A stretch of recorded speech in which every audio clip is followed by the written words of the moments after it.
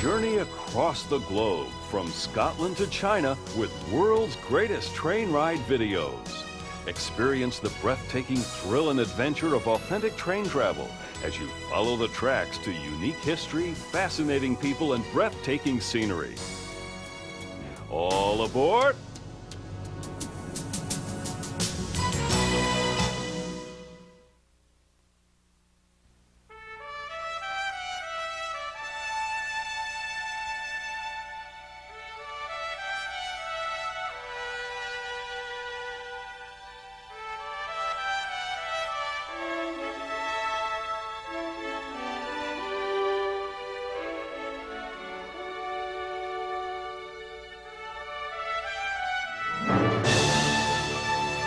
Canada.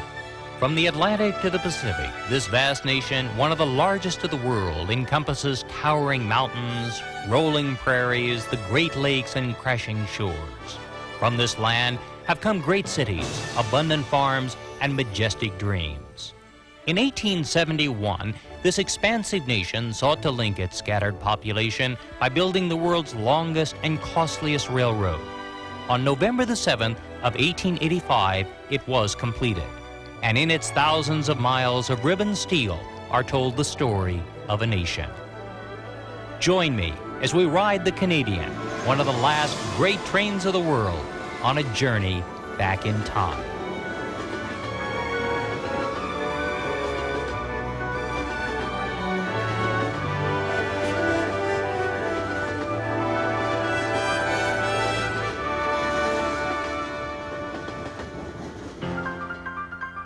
When the Canadian Parliament promised its people a railroad to the Pacific in only 10 years' time, it was done to coax the people of British Columbia into the newly formed Confederation. BC agreed, and the builders started to work. Not surprisingly, it ran behind schedule and took 14, not 10 years to complete.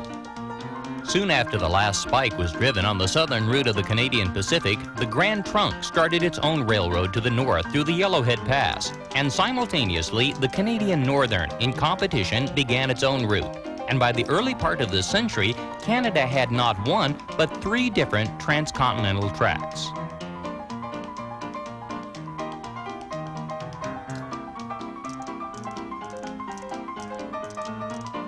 The early steam trains crossed the prairies and mountains, hauling settlers, miners, and people of the East. The trains were slow and none too luxurious, but they were a vast improvement over the Carleton Trail that had moved pioneers and adventurers before.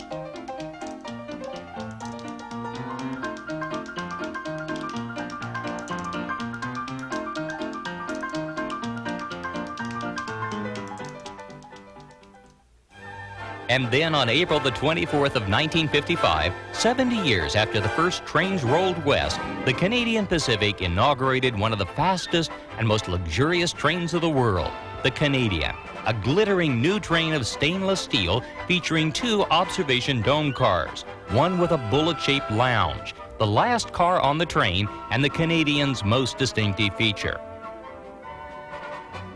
The train was an instant success. It was comfortable, fast, and passed through some of the most beautiful scenery of the world.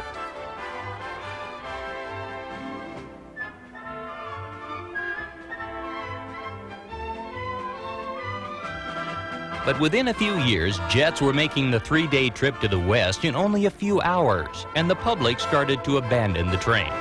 Via Rail, Canada's passenger rail service, operated the Canadian on the southern route of the CP until 1989, when they put the Canadian on the Supercontinental's northerly route.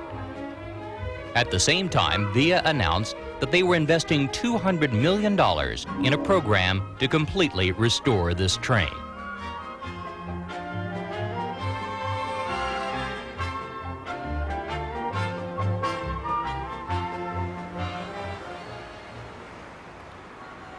In Montreal at the Canadian National Yards, Via is working to restore the rolling stock of one of the world's great trains. Rather than to purchase new equipment, it was decided to restore the elegant stainless steel cars that were built for the Canadian Pacific by the Budd Company of Philadelphia in the early 1950s. The cars are brought into the yard and completely overhauled. The old steam heating systems are replaced with new electric components that receive their power from the locomotive. The brakes, plumbing, and lighting systems are replaced, and each car is meticulously restored down to new carpets, wallpaper, window shades, and linens.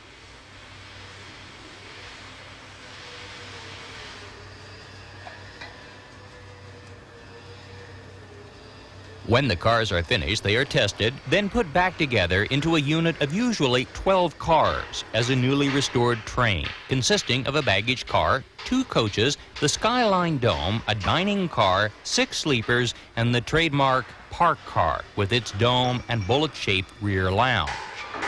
A total of 185 cars have been restored here at the St. Charles Yards, and the project is a testament to Canada and VIA's commitment to restoring and saving the best of the railway past.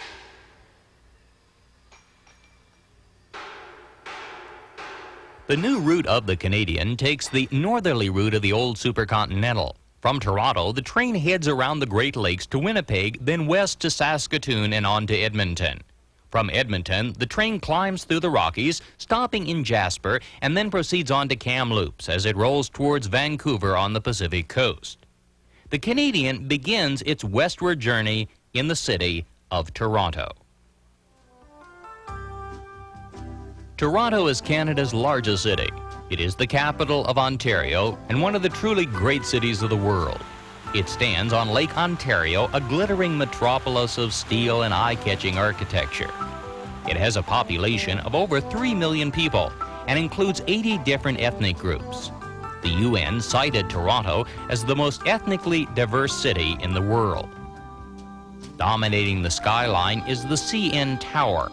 It looms over the city and has become Toronto's best-known landmark.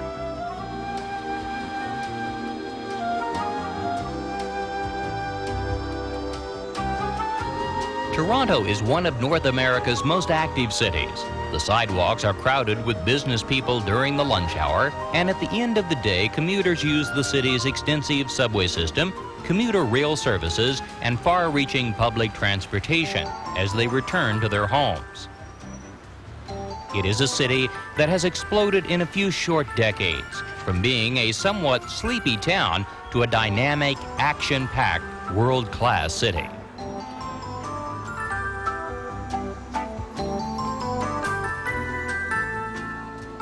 Canadian cities have done well in preserving their downtown cores.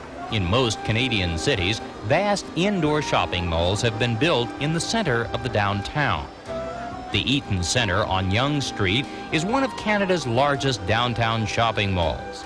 It has helped to keep the central city a vibrant center of retail trade by bringing to the people of Toronto a style of shopping that has become expected. Canada's cold winters make these enclosed cities within cities great places to shop.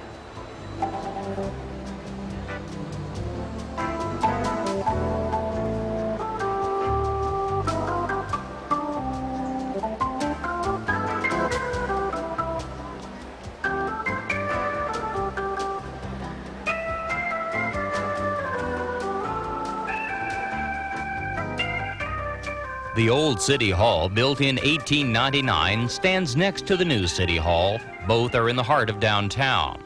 Boating and sailing are popular activities during the summer months, and ferries cross the water to the many islands that stand just offshore. Toronto was started on the site of Fort York in 1793. Against a backdrop of the city skyline, a guide demonstrates how the muskets were loaded and used against the Americans during the War of 1812. When the war ended in 1815, the long era of friendly U.S. and Canadian relations began. But we're here to board the train. Downtown, only a short distance from the lake, stands Toronto's historic Union Station, an imposing stone structure built jointly by the Canadian Pacific and the Canadian National in 1927. Across the street is the Royal York Hotel. This is Canada's largest hotel with 1,600 rooms. It was built in 1929 by the Canadian Pacific as a natural extension of their rail services. Here at the Royal York, we'll spend the night before our departure, and breakfast will be brought to us in our suite. The Canadian railroads built towering castle-like hotels across the nation that are as much a part of the railroad's history as the trains themselves. Shortly before our train is scheduled to depart, we'll call for the bellman. He'll arrive at our door and escort us and our luggage across the street into the station and take our bags directly to the train. Inside the cavernous main hall, the clock ticks off the minutes as the train is preparing to leave. On the board, all of the scheduled departures are listed, including ours, the number 1 train to Vancouver, the Canadian, Canada's transcontinental train. The ticket agents work quickly, making changes.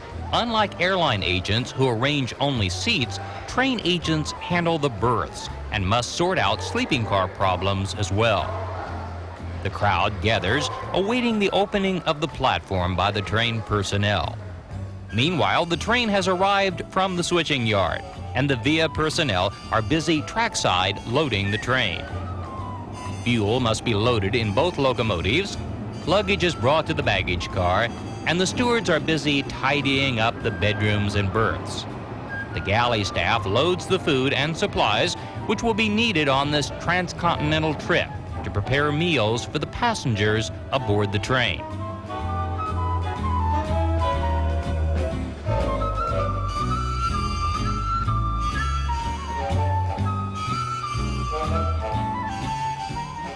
Once the preliminary preparations have been made, the station agent will open the platform, and the passengers will stroll alongside the silver train looking for their compartments and cars.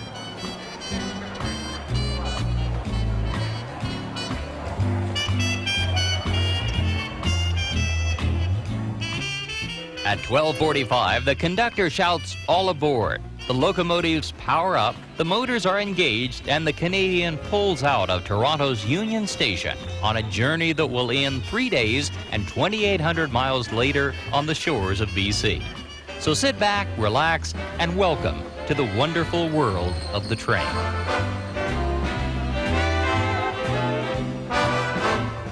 From the observation car, passengers watch the city and suburbs roll by as the train makes its way north on its journey around the Great Lakes.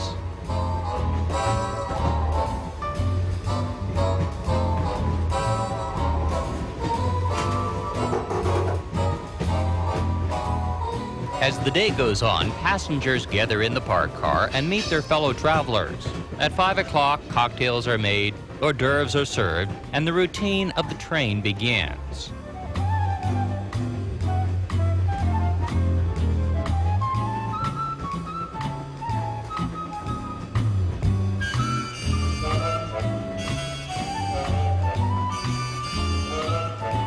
While passengers are having their dinner on the first night of our ride, the sleeping car porters are busy making up the berths.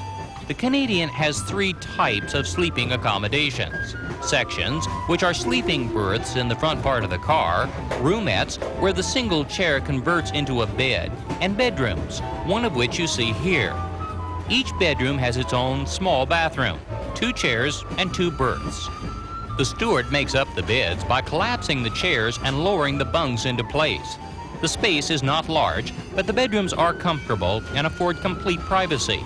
And devoted train travelers will tell you there are a few things more relaxing than sleeping aboard a train. The following morning, as the sun rises, we are passing over the Canadian Shield, the 700-mile wide slab of granite that separates the Great Lakes from Hudson Bay. Newspapers are picked up in the stations along the way, and passengers can relax in their berths and read the paper while the countryside rolls by.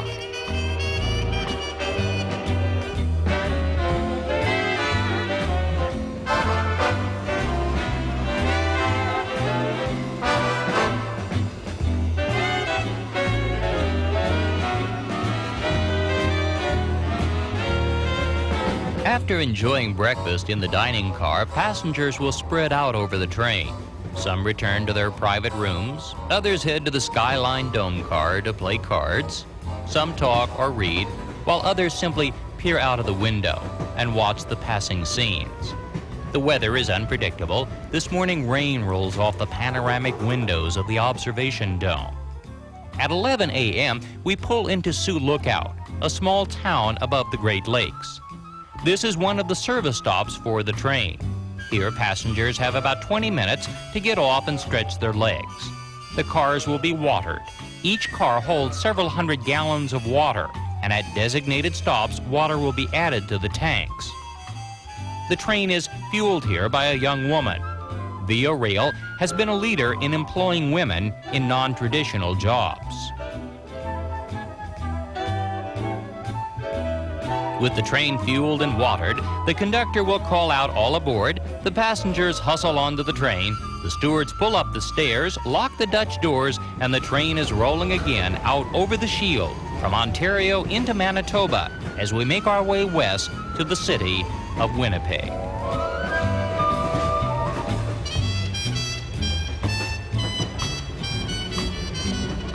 The day passes quickly, and the Canadian Shield scenery of lakes and pines and granite walls turns into the prairies, and then finally the skyline of Winnipeg.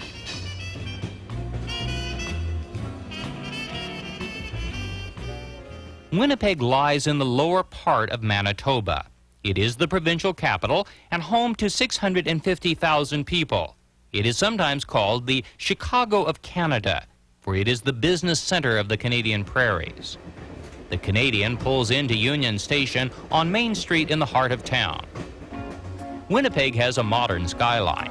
New office buildings tower over the prairie land.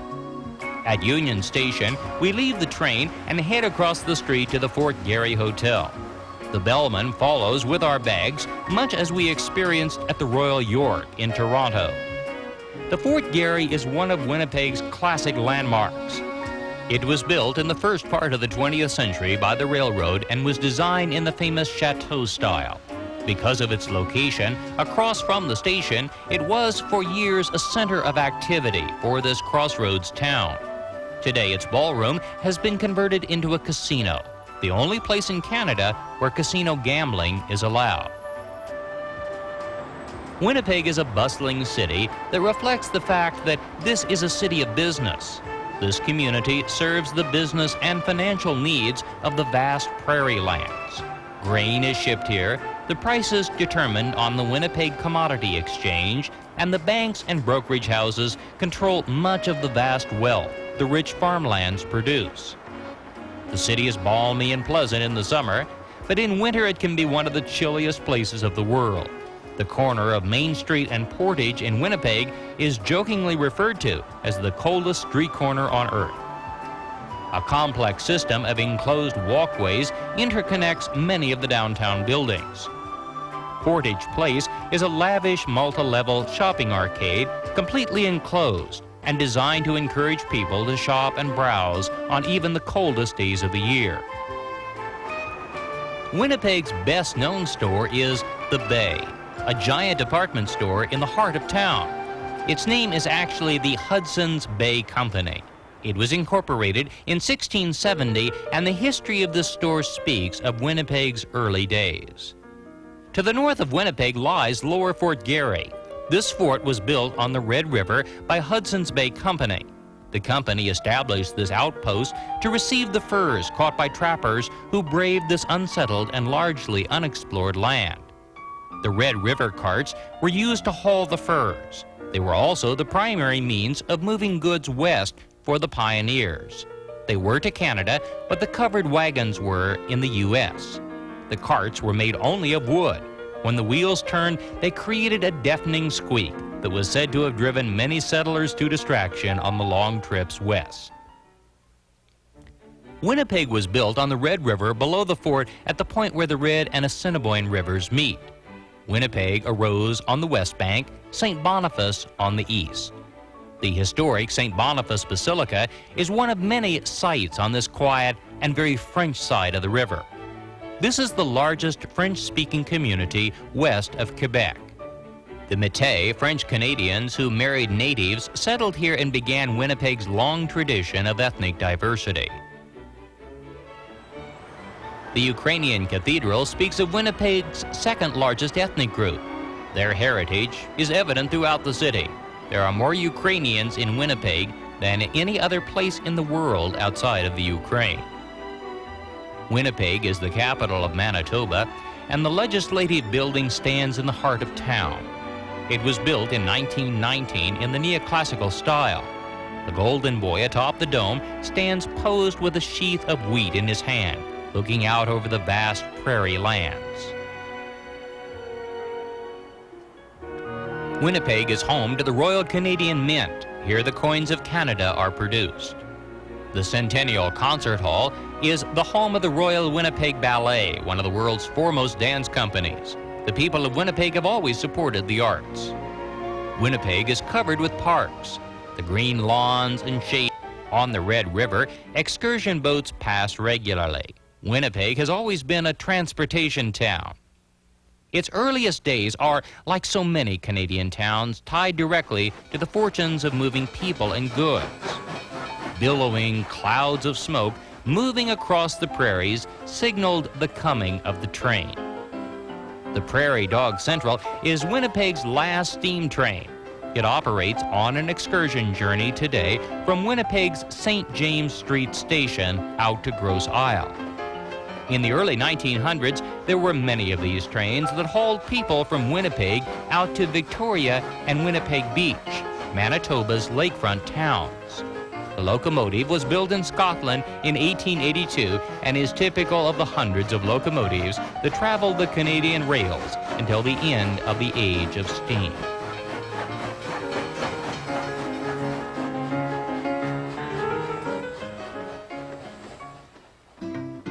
Winnipeg Beach, north of the city, is one of many lake communities that provided summer relief from the heat for the people of the town. It often comes as a surprise to visitors, but Manitoba is covered with enormous freshwater lakes. The lakes are huge, a part of the Great Lakes system, left behind by melting ice. Gimli, on the west side of Lake Winnipeg, is a commercial fishing port. Gimli is a part of Manitoba's varied ethnic heritage. This community is Icelandic and boasts the largest population of Icelanders outside of Iceland itself. It is also the Purple Martin capital of Manitoba, and towering purple martin houses stand near the harbor at the water's edge.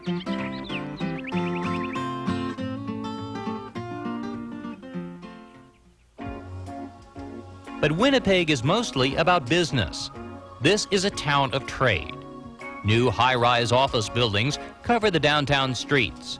Banks provide employment and financing and keep the wheels of commerce turning from the Great Lakes west.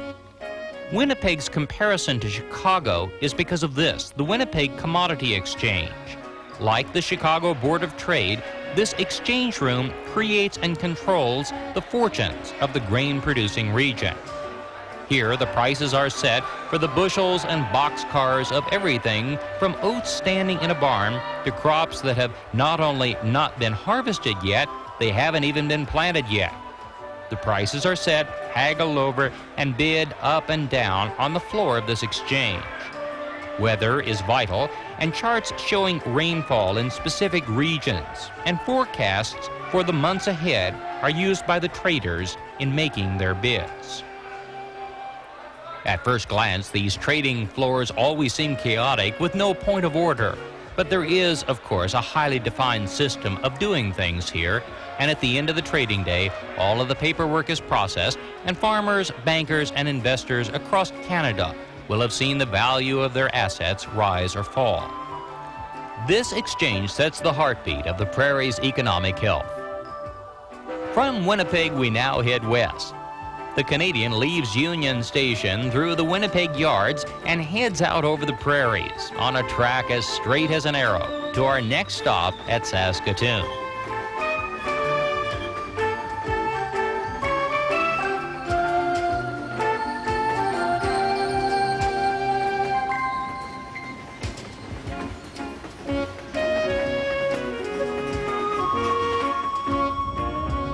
Operating the train is a highly skilled job.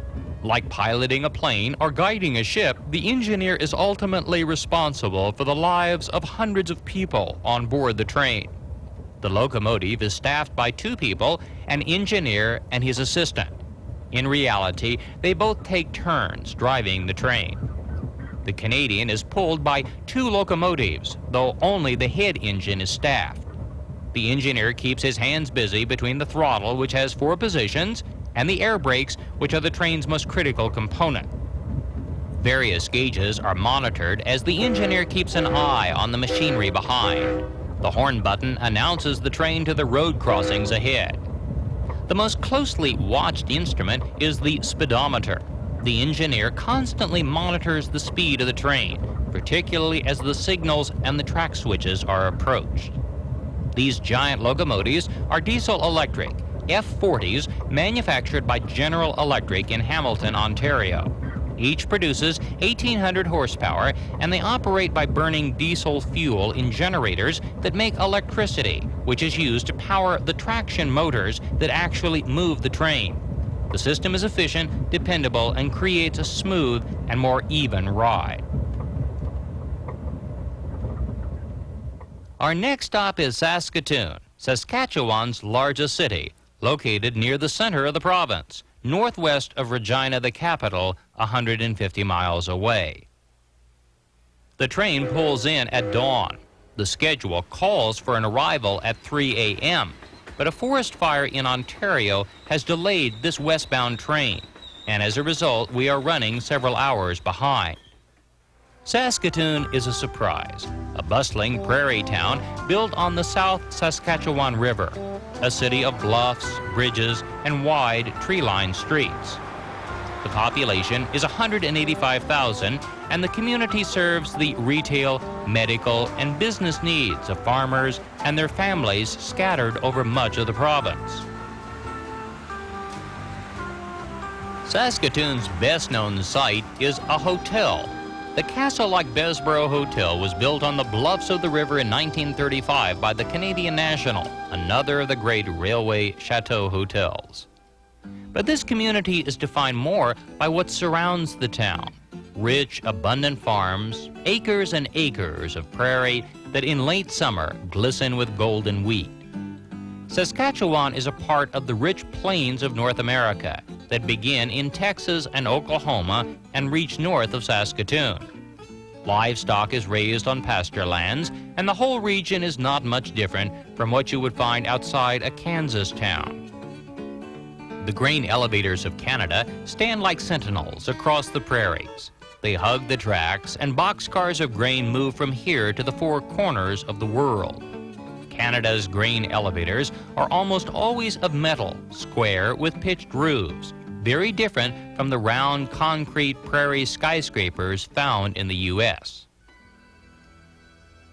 Saskatchewan was Indian land. Long before the European settlers arrived, nomadic Indians roamed these plains.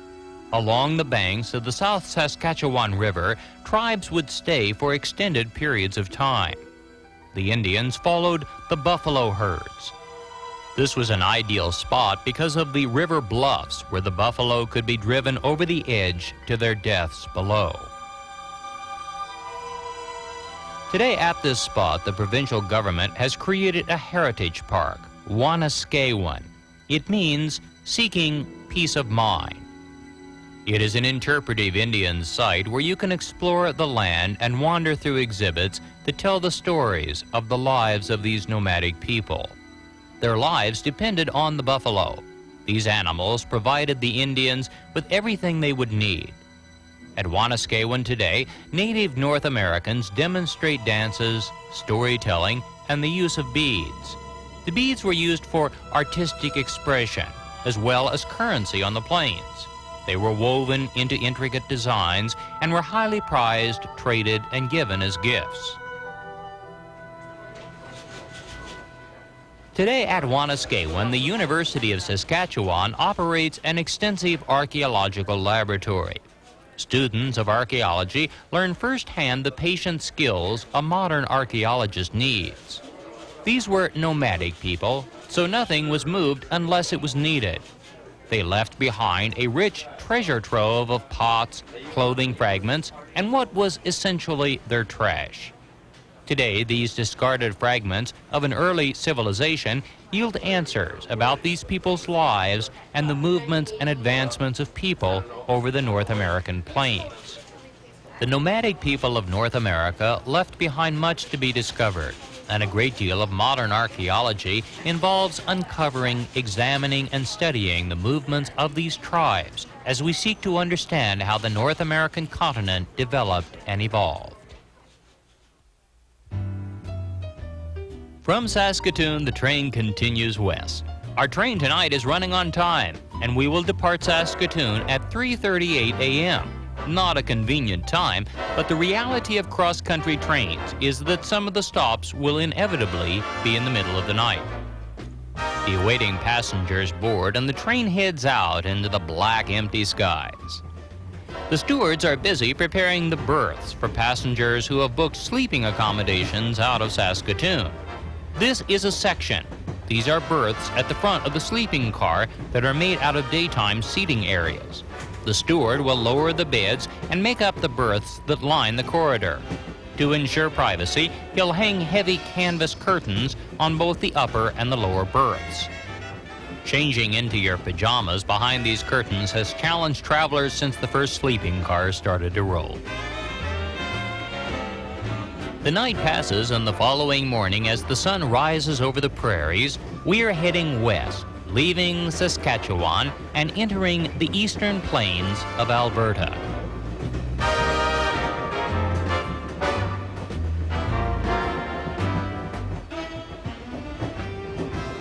Breakfast is a great time on board the train. The smell of the bacon, the rocking of the dining car, and the chattering of the rails make for an unusual and interesting way to start your day. In the galley, the chef will flip pancakes on the griddle using balancing skills that are unique to a train. The train is filled with travelers from around the world. Young and old, couples, families, and single people all meet on board the train. The space is small, and you can't help but meet and make new friends. Families with children are always a welcome sight. What could be more magical for a child than a ride on a train? As the train heads west, the morning activities begin. Stewards roam the corridors looking for rooms where the passengers are temporarily gone so they can stow away the berths. In the morning, the beds are stripped and tucked away. The chairs put back out, and the bedroom once again becomes a private sitting room. This procedure of changing from a sitting to a sleeping room goes on twice a day, every day the train is rolling along. Sometimes the public areas are quiet and empty, and passengers will have the space all to themselves.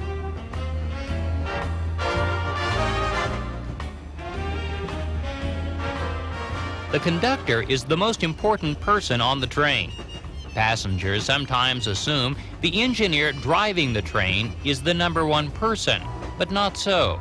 The engineer and everyone else on board answers ultimately to the conductor, who is the true captain of the train.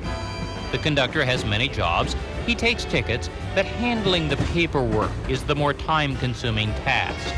He must also monitor the timetable, hustle the staff to move the train out of the station quickly when it's running behind, handle staff problems, passenger complaints, and in general, keep the train rolling along. He is the most influential person on board, and he has the ultimate say on the operation of the train. From Saskatoon, we head west into Alberta and out over the eastern plains of this varied province. The terrain starts to rise as we approach our next stop, the city of Edmonton. Edmonton is Alberta's capital. It lies north of Alberta's other large city, Calgary. Both are oil towns. Edmonton is the older of the two, started as a fort before the railroad arrived. The Canadian pulls into the station right on schedule at 8:35 a.m. Edmonton stands on the North Saskatchewan River. Its skyline is new, glittering, and tall. The town reflects the economic impact Alberta oil has had on Canada's west. This is the provincial capital, and the legislature building in the center of town is impressive and bold. Edmonton's strategic location earned it the title of Gateway to the North. Thousands of tons of food, medical supplies, and mail passed through Edmonton on its way to Canada's northwest in the early days. The Grand Trunk Railway built the imposing McDonald Hotel on a cliff overlooking the river. Today, this property has been restored much like the Canadian itself. In front of the hotel on Saturday nights, a bagpiper welcomes guests who are staying and dining in this grand old hotel. The lobby is hushed and dramatic. Through these corridors have passed thousands of men and women of Edmonton's social and business world. On Sundays, the Mac, as it is affectionately known, welcomes Edmonton people with a lavish Sunday brunch served in the grand ballroom of the hotel. Brunch at the Mac has been popular in Edmonton since the hotel was restored. The setting is one of the most elegant to be found between the Great Lakes to the east and the Rocky Mountains to the west. 10 minutes from downtown in Edmonton's picturesque river valley is Fort Edmonton Park, Canada's largest historical park. This is a historic settlement where each street represents a different decade of Edmonton life. 4 different areas tell of Edmonton when it was a fur trading post, a gold rush town, a turn-of-the-century ragtime city, and a roaring 20s town. Several attractions emphasize the role of transportation. Stagecoaches, wagons, and trolleys are a part of this historical park. Here you can ride an old-fashioned streetcar, just like the type that once ran down Jasper Avenue, Edmonton's main street.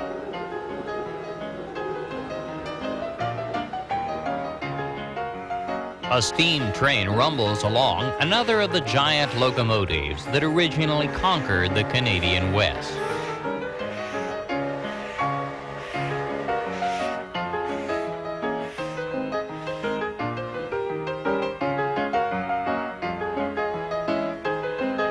The cab is manned by an engineer and a fireman, just like the modern-day Canadian. Except on these old trains, the fireman's job was just that. He stoked the boiler and kept the fires hot so the engine would make steam and keep the train rolling along. But Edmonton's biggest attraction is the West Edmonton Mall. When you see the replica of a Spanish galleon, you'll know this is no ordinary shopping mall. This is the largest shopping mall in the world. It cost over $1 billion to build. It covers 5 million square feet, the equivalent of 115 football fields. It includes 800 stores, 110 restaurants, 19 movie theaters, a zoo, an amusement park. The whole thing is staggering in its size. There is a dolphin lagoon with 4 Atlantic bottlenose dolphins, a giant skating rink open year-round, and enough attractions to keep you busy for a month. The World Water Park includes the world's largest indoor swimming pool, complete with a wave-making machine and huge water slides. It's a giant enclosed Coney Island in the Canadian North.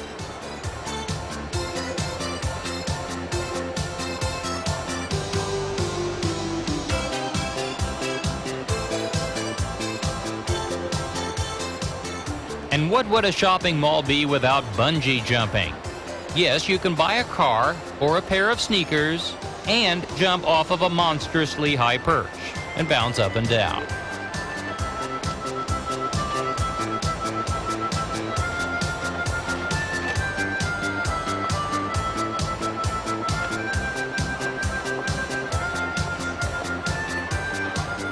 And if that isn't enough, there's a full-scale amusement park with merry-go-rounds, Ferris wheels, and 22 other attractions and rides, including a roller coaster that will spin you upside down.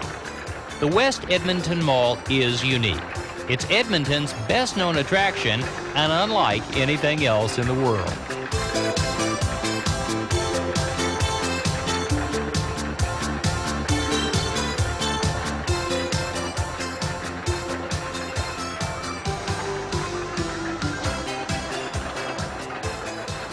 Edmonton is a great city, sophisticated, cultured, fun, and Canada's gateway to the north.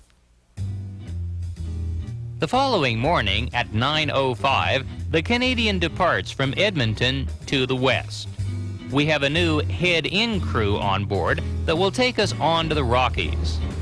Today, the scenery changes. Low plains give way to rising terrain as the mountains loom up ahead.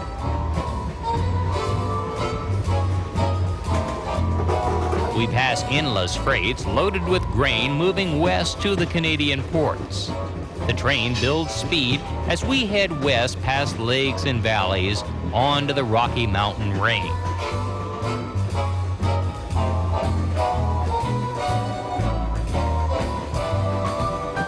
Passengers crowd in the observation dome to view the scenery, which is the main attraction of the day.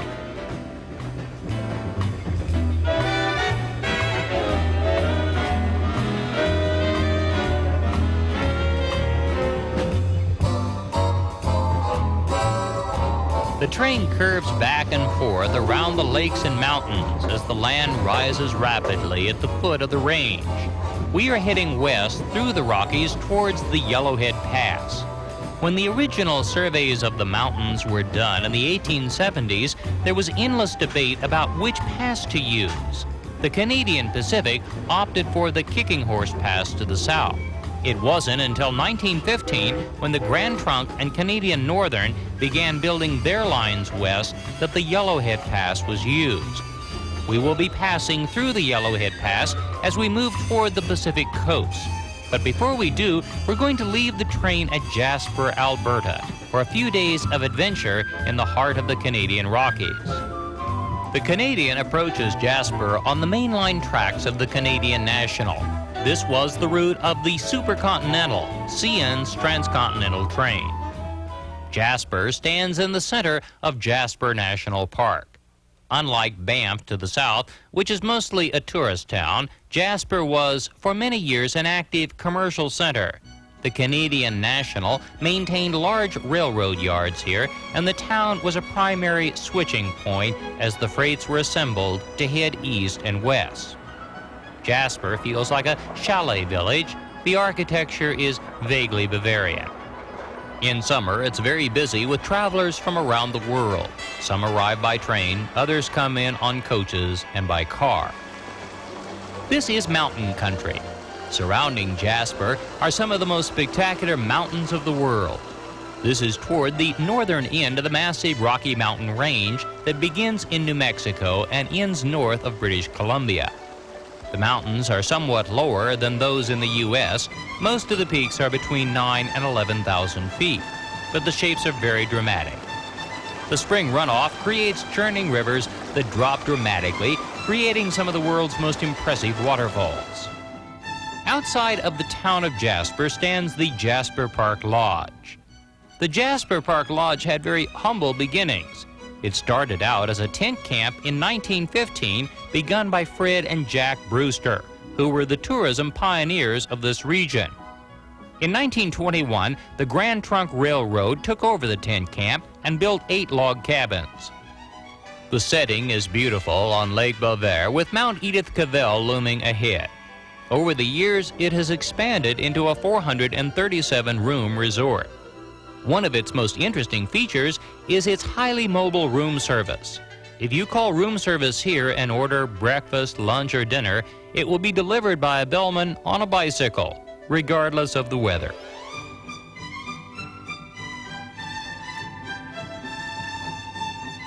The lodge is a true resort offering endless outdoor activities. You can rent a canoe or a kayak and paddle across the lake, and tennis courts offer magnificent vistas into the Rocky Mountain range.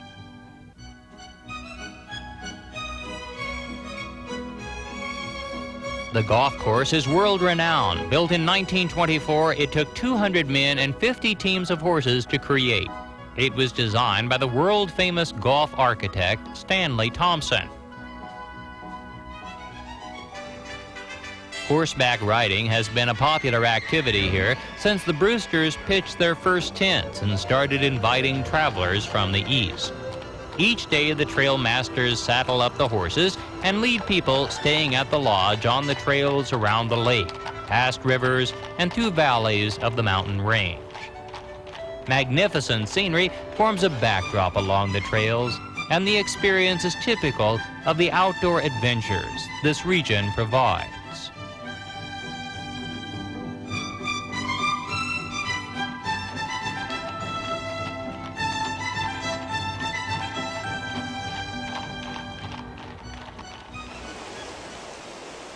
Through the region pass several churning rivers that flow out of the mountains and lakes.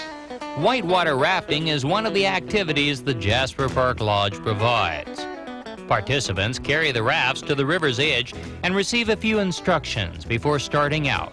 And depending on your mood and sense of daring, you can experience anything from a gentle float trip to a hair-raising rapids adventure. Today, we're going to run the Athabascan River. This journey starts below the Athabascan Falls, and we'll run the river for about 10 miles. The whole thing takes about 45 minutes, and it's a pretty good way to, quite literally, get your feet wet.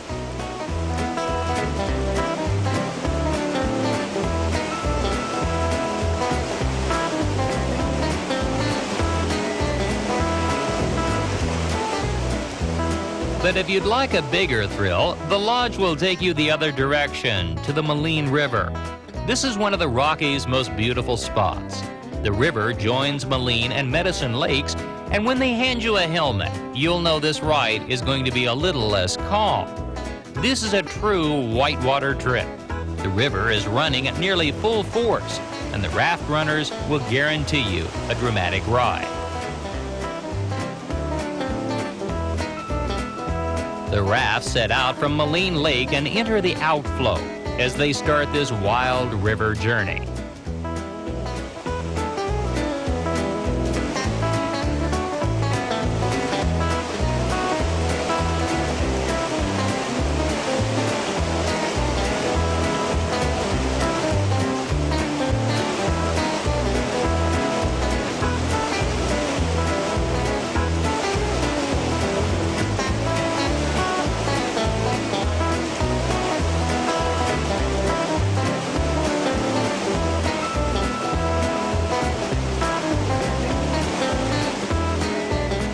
Rafting in the Rockies is one of the highlights of staying at the Jasper Park Lodge.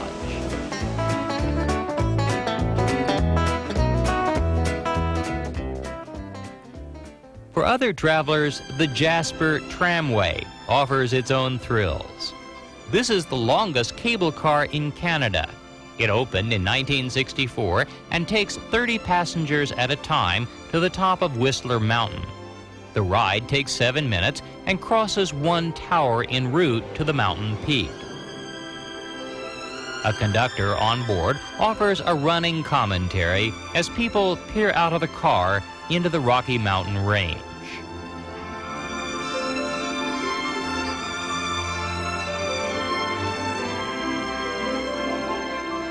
At the summit, passengers leave the tram and explore the mountaintop. The giant wheels turn rapidly as the cable car makes its way back down the slope. This is Whistler Mountain. It receives its name from the whistling marmots that cover the slopes. The temperature drops rapidly, and though it was almost hot at the base, a jacket and sweater are a must up here. Even in June, when this film was shot, some snow remains. From the top, you can see 70 miles west to Mount Robeson and 60 miles south to the Columbia ice fields. It's one of the best distance viewing spots in the entire mountain range. Connecting Jasper and Lake Louise is the Icefields Parkway. It is no exaggeration to say that this is one of the most beautiful stretches of road in the world. For 140 miles, the view is truly mesmerizing. One breathtaking mountain after another.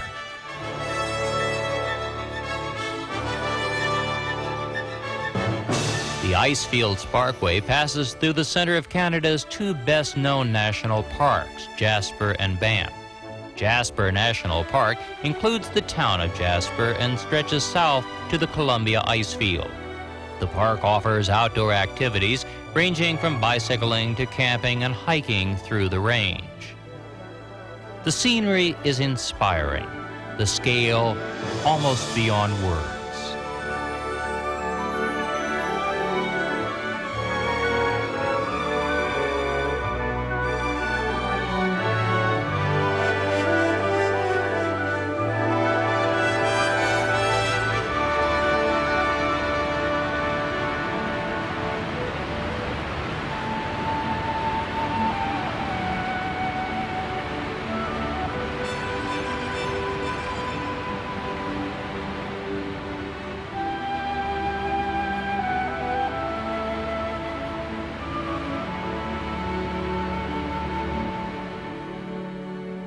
For many visitors, Jasper National Park's greatest thrill is its abundant wildlife.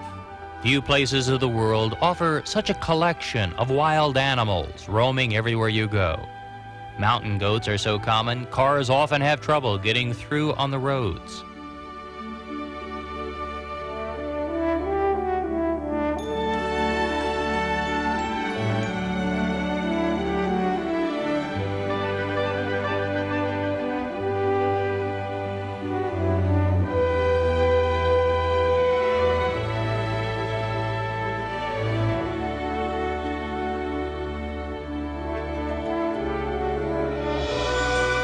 Deer and elk will graze right down to the edge of the camps. And the bighorn sheep are so tame that you can get remarkably close. Jasper National Park is a wildlife photographer's dream.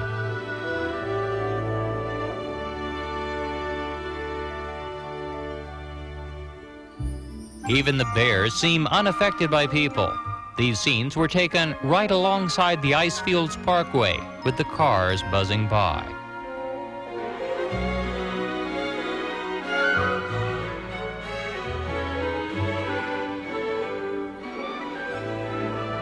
Wildlife abounds in this region of beautiful lakes and snow-capped peaks, but the region's most popular attractions are the massive glaciers that spill out of the Columbia ice fields and down the mountainsides. The Brewster brothers, who hold almost legendary status in these parts, built this chalet to house visitors to the Athabascan Glacier. The Brewsters developed a bus on big tires they called a snow coach. The first ones were fairly primitive, but over the years they have grown into these Star Wars-like vehicles that move people over the glacier for an adventure on the ice. This is a bumpy ride. The coach is moving along at about 4 miles an hour, and in spite of the tire size, the rocking is pretty severe. Each spring, a new snow trail has to be created. This is not a permanent road. It is always melting, freezing, snowing, and melting again. This is not a stable trail, though the ice is actually several hundred feet thick.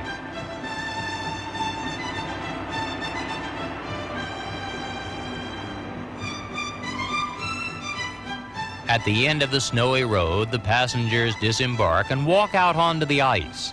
This was the first glacier walk attraction of North America.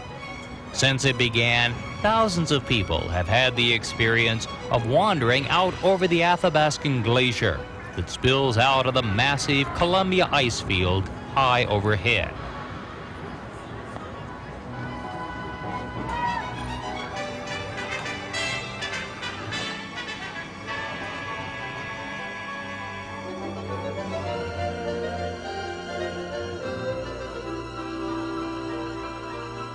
From the Athabascan Glacier, we continue south and soon pass from Jasper into Banff National Park.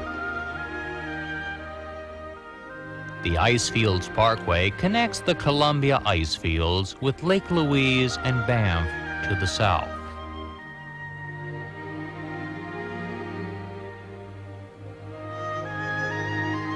At times, the scale of the scenery, the size of the mountains, the height of the waterfalls, and the thickness of the ice cause us to overlook nature's more delicate sights. Lovely wildflowers bloom from spring to autumn, covering the fields and valley floors.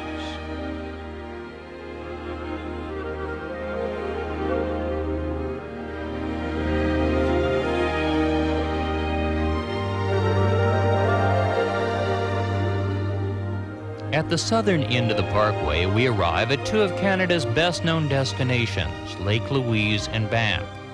The tracks of the Canadian Pacific pass through these resorts, and for 34 years, the Canadian took the southern route, stopping in Banff and Lake Louise rather than Jasper to the north.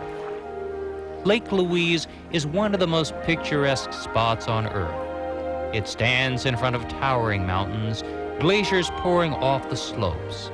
The spot is almost mystical at times.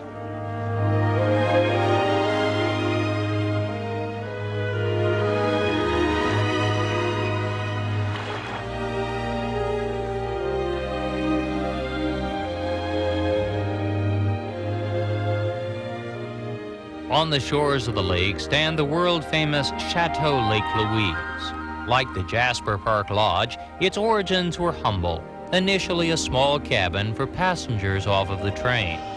But the railroad saw the potential of this spot and erected a hotel on the site worthy as a travel destination unto itself.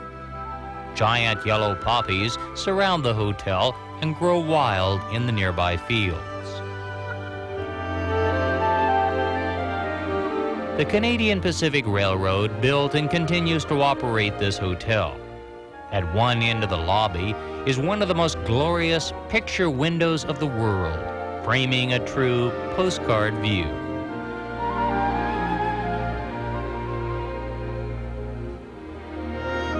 The feeling inside is that of a Bavarian chalet. The atmosphere is old world, friendly and warm, a carry back to another time, when travel was less rushed and people traveling through Canada on the Canadian could stop and spend a few days.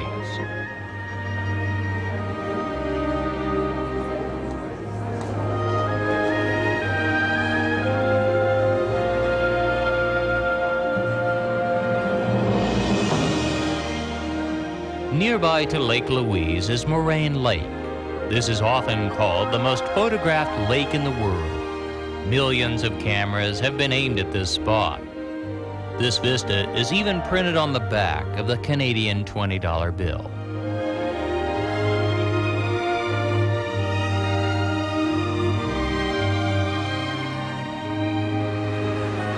On to the east a short distance is the town of Banff. This is a charming, though somewhat commercialized spot that still does retain some of its turn-of-the-century character. Banff is best known for the Banff Springs Hotel. This colossal pile, and there is no other word that describes it so well, was built in 1888 as the first of the great railway hotels. A statue of William Cornelius Van Horn, chairman of the Canadian Pacific when the railroad was built, stands out front. A plaque is inscribed with his best-known quote, "Since we can't export the scenery, we'll have to import the tourists." Inside the hotel is an interesting collection of old silver plate off the Canadian Pacific's early trains. Much of this heavy railroad silver was used aboard the original Canadian from 1955 until 1989.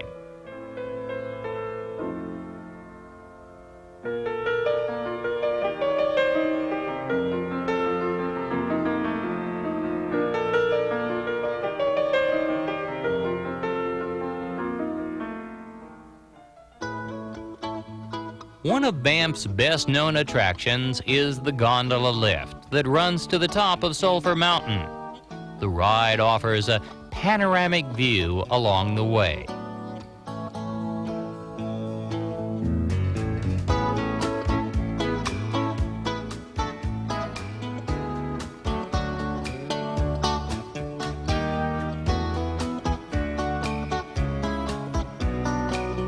At the summit, your view stretches as far as the eye can see as you take in the scope and size of the Rocky Mountain Range.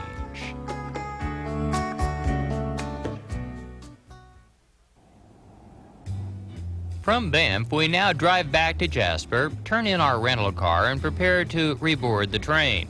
At Jasper, the train is serviced, fuel is added, the cars are watered, the brakes checked, and a new engine crew is brought on board. Here, the windows are washed. 2,000 miles of travel has left more than a few dead bugs on the front part of the observation dome. From Jasper, the train now heads west toward the Yellowhead Pass.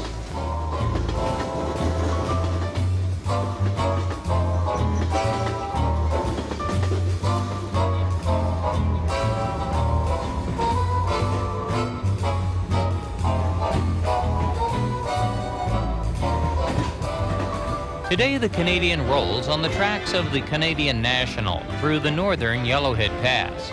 But this low, easy pass was not the first one used. When the Canadian Pacific began to build Canada's first transcontinental train, nothing caused more argument than the selection of the pass. The Yellowhead was easy. It was low and the grades could be contained. The Kicking Horse Pass to the south was high and would require grades that were dangerously steep. Today, as the Canadian heads west through the Yellowhead Pass, we travel alongside spectacular scenery. Mount Robeson, Canada's highest peak, looms off to the north. Why wasn't this easy pass used? Why the difficult southern pass? It was because of the Americans. At the time, Canada's west was almost completely unsettled. There was fear that the Americans would simply walk across the 49th parallel and declare the land their own. So the southern route, closer to the border, with the difficult and dangerous Kicking Horse Pass, was chosen so the area would be settled quickly in order to keep the Americans away.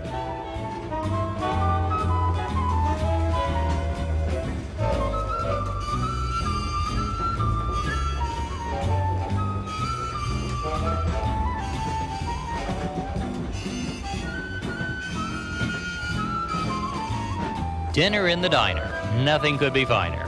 An old refrain from a nostalgic song, and today it's as true as ever. Dining aboard the Canadian is one of the most relaxing aspects of this travel experience.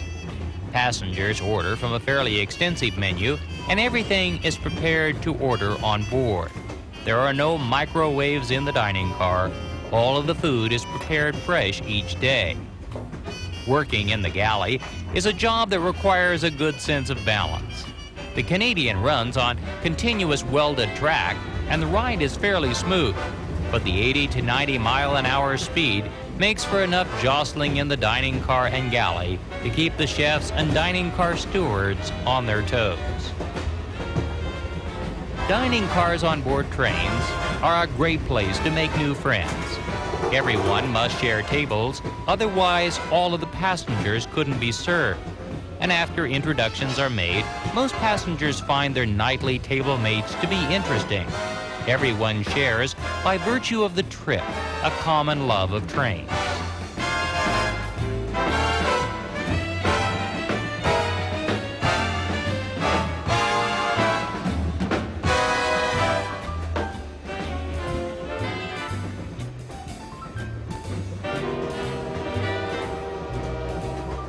As we finish our dinner, the Canadian is heading west, coming out of the Rockies and heading out over the rolling highlands of central BC en route to our next stop, the historic mining town of Kamloops.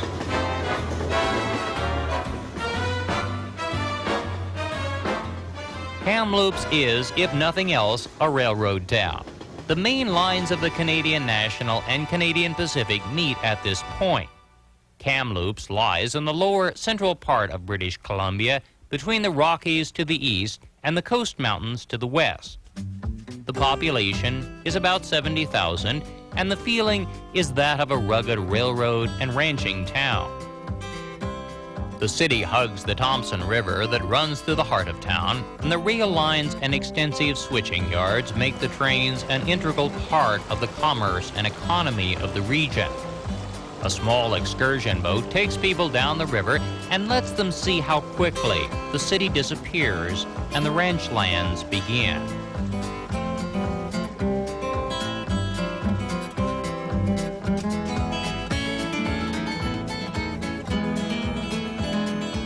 This is farm country, but not quite the same as the prairie lands. Here there are rolling hills. The land is much more picturesque, and the farms tend to be somewhat smaller in their operations. There are extensive dairy operations in this part of BC, and the scenes of cattle, horses, and other livestock, as well as the red-painted barns, are typical of the interior of BC. BC's farming wealth is dependent on irrigation. Much of the region is fairly arid, and only by tapping the mountain water supplies are farmers able to irrigate the fields and make the region productive. Like many places dependent on irrigation, few people ever consider the possibility of drought. But in recent years, BC, like much of the Pacific Northwest, has suffered from little rain, and the limited water supplies have created predictable friction between the city populations and the farmers who are dependent on a regular supply. One of the region's oldest and largest industries is timber. Tall stands of pines and firs cover hundreds of thousands of acres in the central part of BC.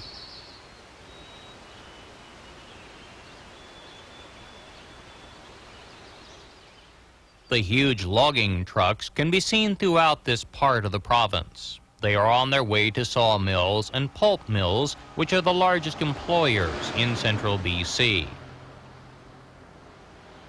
Logging is controversial. No one would argue that lumber is, of course, necessary. In spite of all of today's modern materials, lumber is still used in great quantities to build our homes.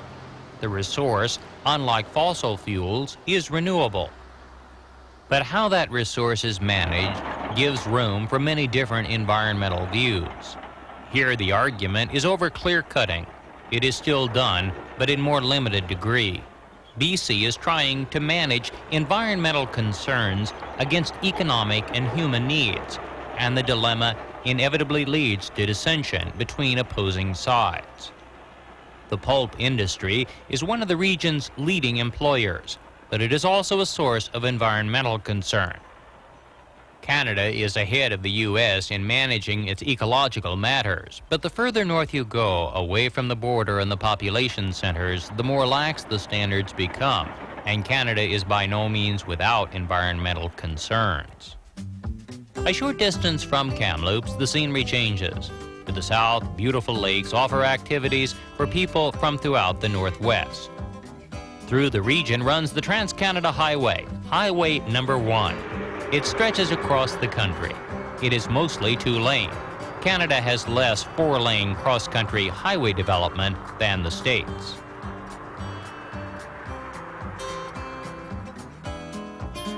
Kelowna lies 70 miles from Kamloops and is a lovely lake resort town.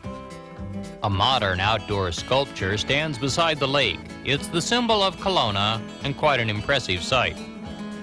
This is vineyard country, and the gentle slopes that rise up from the shore of the lake are covered with grape arbors, and in the autumn, the grapes will be harvested and processed in the wineries of BC.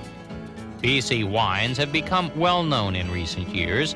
The grapes, because of the climate, produce wines of distinctive body and taste. To the west of Kamloops lies a part of BC with a different appearance. Mountain streams give way to canyon country. Here, the Fraser River flows out of the mountains on its way to the sea.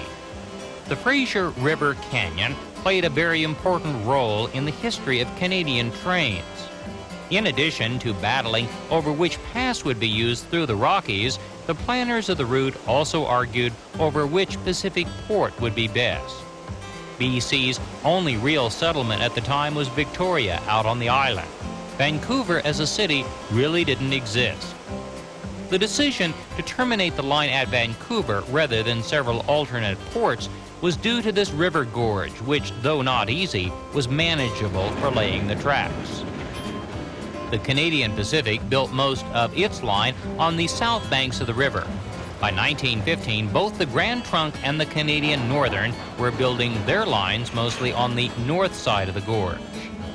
Today, if you stand on the river's edge, you may catch a glimpse of two different freights using the tracks at the same time. These two main line tracks are among the busiest rail lines of the world.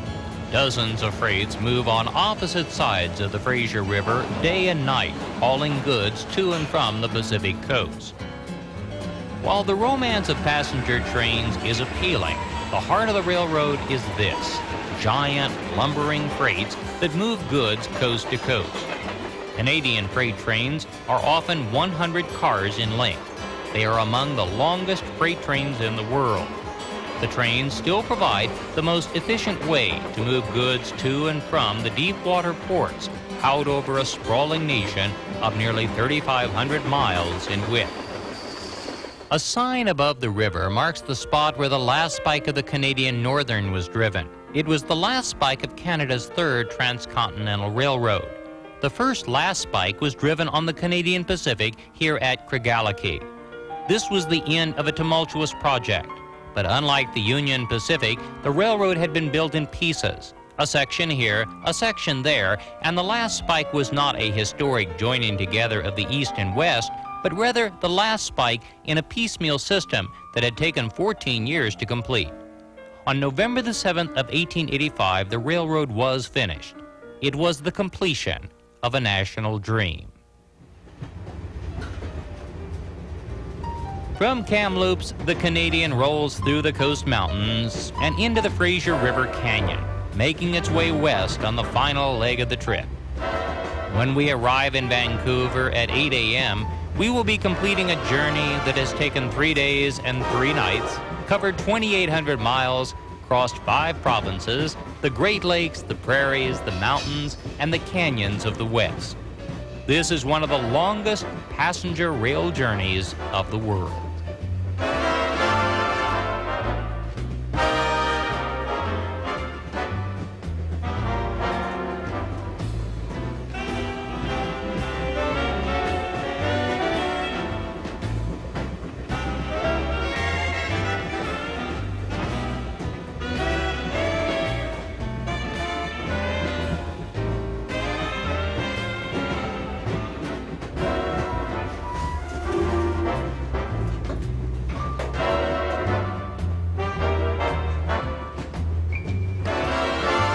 We are now arriving in Canada's most important western port, Vancouver, a sparkling city surrounded by water and mountains, temperate and home to 1.5 million people.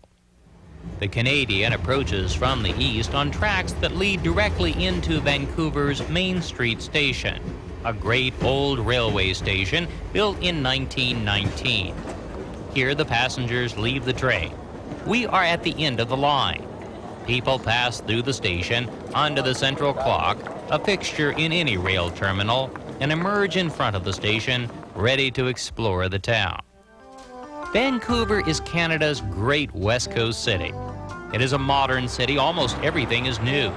It began its explosive growth in only the past 30 years.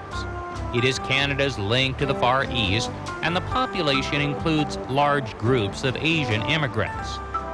The Hotel Vancouver stands in the heart of town. It is one of Vancouver's largest hotels and one of the last of the great railway chateau hotels to be built. It is impressive and gracious and still a center of activity in the heart of Vancouver. This is a world-class city. It boasts spectacular new architecture, a vibrant economic base, culture, recreation, a high standard of living, and compared to other cities of similar size, urban problems that are manageable and not out of hand. The Granville Street Bridge passes over an island almost in the center of town. This is Granville Island. For years, it was purely industrial, filled with warehouses and the shipping trade. Today, those businesses still exist, but developers have also created shops, markets, entertainment, and endless restaurants and cafes. This is one of Vancouver's most popular spots. It has become an active center for street entertainers and musicians, and many people of Vancouver will make their way here on Saturdays and Sundays to buy fresh food and fish at the public market on the pier. Vancouver began here in Gastown, a turn-of-the-century part of town that began to develop once the railroad arrived. In the center of Gastown is a historic town clock, the steam clock. It operates by, of all things, steam, city steam that is pumped under the streets as a public utility. The clock, pendulum, and weights are powered this way, and 4 times an hour, the chime sounds using wheezing old steam whistles. It's a curious attraction and very interesting to watch. Canada Place stands on the water next to the old Canadian Pacific Station. This is a sprawling new pier that was built for Vancouver's Expo and today acts as the terminal for the nearly 24 different cruise ships that sail from Vancouver to Alaska during the summer months.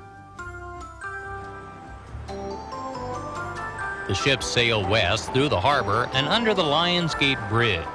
This suspension bridge is one of Vancouver's best-known sights. It links downtown with all of the communities on the North Shore. It is one of Vancouver's busiest thoroughfares. The road over the bridge passes through the center of Stanley Park. This is Vancouver's best-known public park. It is only minutes from downtown and is filled with people on weekends enjoying the outdoors. There are marinas, bike paths, jogging trails, and lots of different things to do. The park's best-known attraction is a colorful group of totem poles. These brightly colored totems have stood in the park for a very long time. They are authentic and represent various Indian tribes scattered throughout BC.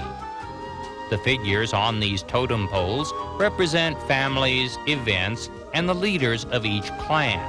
They do not, in most cases, represent gods or spirituality. They were carved to record the stories, the heritage, and the history of a people, not as idols of worship, which is commonly thought. The Canadian terminates in Vancouver, but Victoria, BC's capital out on Vancouver Island, has a strong connection with Canada's original transcontinental train. When British Columbia was being enticed into the newly formed Confederation, Victoria was the only settlement of any size. The planners of the railroad wanted to build the train to operate to Victoria by loading the train onto ferry boats, as is common in Europe. The plan was never carried out, and today Victoria remains unconnected to the main line of the train. Victoria today is Canada's most charming city. It is more English than London, and its sense of grace and ease are world-renowned. This is the capital of British Columbia, and the legislature building on the water is famous for the Christmas-like outline of lights that glow across the harbor each night.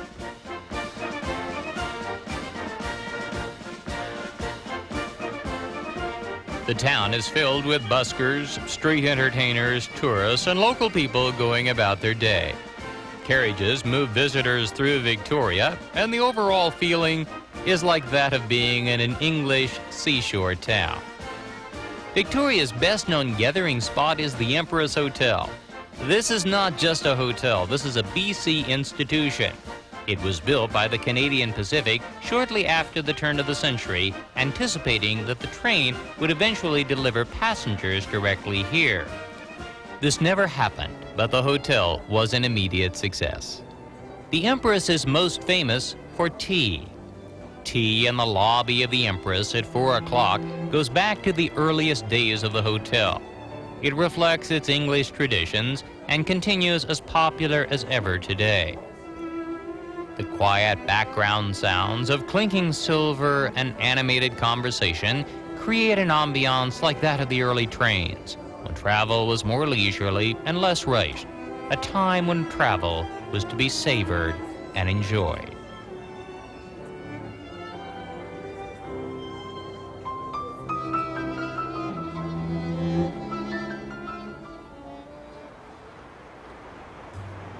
From Victoria, we return by ferry to Vancouver and head to Union Station in the heart of downtown.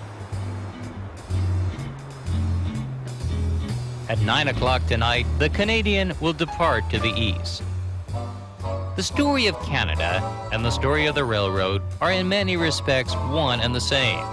The building of the railroad united the nation. It created a national dream that was realized through hard work, tenacity, and the vision of optimistic men and women over a century ago. Pierre Berton, Canada's great writer and rail historian, wrote, "We have little blood in our history, no searing civil war, no surgical revolution. We are the only nation in the world created non-violently by the building of a railroad." Today, the Canadian continues to travel both east and west across a great land. It speaks of the spirit of Canada, its people, and the noble link this nation has to its endless miles of silver rails. The Canadian is one of the last great passenger trains of the world, an experience enjoyed each year by thousands of devoted and enthusiastic travelers who still appreciate and understand the magic of a train.